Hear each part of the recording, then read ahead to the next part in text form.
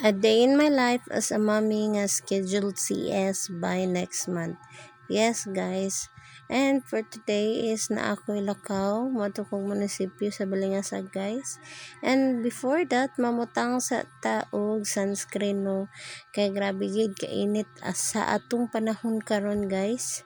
And syempre magbutang tag protection sa ato ang naong bahalag, inana lang siya basta kay naa, di ba?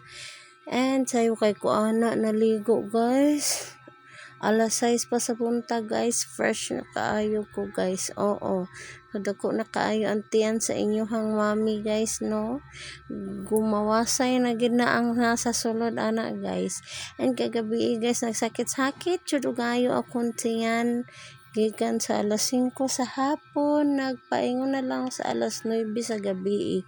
And dili sayon guys. Grabe kakapoy. Dili lalim ang magburos guys no. Oo. Kahibalo lang gyud mo. So pag ano na mo guys, makahibalo ra gyud mo pohon. Hoy, unsa daw? Sumamahaw na ta guys. So nagpalit sa Adonis ug sudan didto sa relocation Lingangaw. And akong sudan guys is pinakbit day na siya nga gulay and tinai sa manok nga naay sayuti. O parisan po na to og 1 ka litro nga tubig. Oo. Sayo ay ko namahaw guys no, kay hagahapon alas 9 na ko sa buntag namahaw. Grabe kasakit sa akong ulo guys. Until kaganina sakit kaayo akong ulo. So pagbuntis ganita guys, dili unta ta magpa dugay-dugay og kaon kay grabe ka daghan balatian dayon pagkahuman. So mura na akong rice guys, ako ra isa sa namahaw kay wala pa man ang mata ang duha guys no. Hapit na din na alas 7 guys, so ako ra isa diha. Nguya lang yun ta guys, kay lisod man kaayo magkasakit ta guys, diba? Di ta kainom og tambal. O paborits kina nako guys ang pinakbets. Yeah, lami kay ang gulay guys.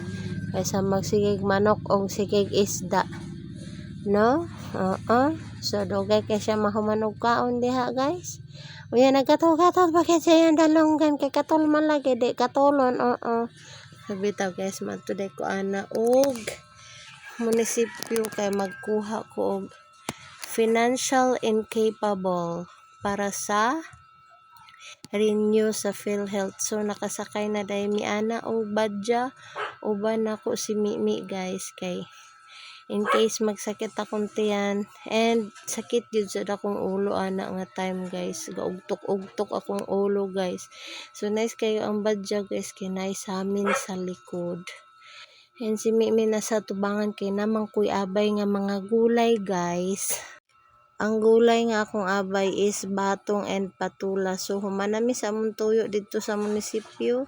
Nami karon at bang sa munisipyo guys, kay opening daay sa agro fair sa Balingasag. So daghan na sad kaayog mga baligya nga mga bulak. Napoy mga drinks diri sa The Sweet Ride na si George. Nga makita ninyo mga saging nga mga dagko o tuwa kita mig sa amin. Di ba dako sad kay antiyan. Si Mimi guys upan ako. Kamera duha si Kuya Gigi nabilin. So mo day ni ang booth sa Kalawag guys. Naadiha mga bulak, klase-klase nga mga bulak. Nakita na mo si Ate Ana diha nga side na maligya siya sa product sa kong igsuon guys, na beetroot, na carrots juice kana siya guys, beetroot and carrots juice day na siya. So nagsabay siya kay gusto niya na ay lamisa. So si Mimi kay ganahan mo kay beetroot guys, tuwa nakainom na gid siya guys, no, lipay na kayo, bye.